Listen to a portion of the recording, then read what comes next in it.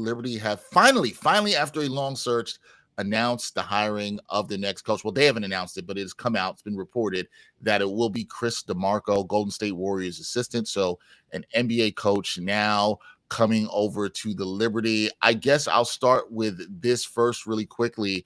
What was your reaction to the hiring, after this being long drawn out, right? If it feels long, I know people always want quick It was long. results. It was long. Okay. So as long as you can say it was long, you have to cover it. You can say that. I guess we'll start with this. It was like, what was your reaction to hiring? And when you look at Chris DeMarco's reputation around the Warriors organization, a team that you have some ties to from covering before early in your career, what about him do you think appealed the most to the Liberty front office to make this hire? So first off, I want to talk about the search because it was extremely long, and they had a bunch of different, candidates that they brought in.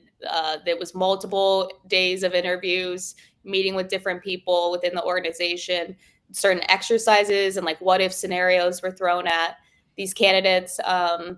And I know from talking to several people that were part of the interview process, the length of this search did grow weary on some people. And I think like DeMarco emerged late in the process, like literally within the last few weeks as a candidate, and went through the process. And he just really impressed. He impressed Jonathan Kolb and the rest of the Liberty with obviously his championship pedigree. He's been with the Warriors since 2012. I think loyalty is also something that's worth noting there. He's the longest tenured person at Golden State, and impressed with the fact that he has been working with a dynasty and been a part of a dynasty, winning 4 championships.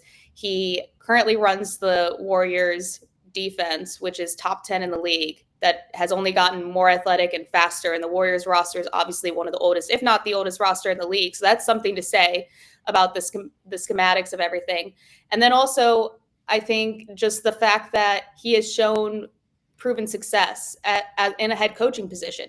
He took a low resource program with the Bohemian men's national team and had them on the brink of the country's first ever Olympic appearance in men's basketball. They obviously didn't make it in Paris in 2024, but I think the way that team came together and competed and looked, I think like that was something really telling. And then at the end of the day too, because I talked to a few people about the process and about Chris specifically, I think it came down to, who he is as a person. And I think that obviously is extremely important as a head coach. You have to be able to, be relatable to people. You have to be under like managing egos, managing emotions, managing the waves of the highs and lows of a season.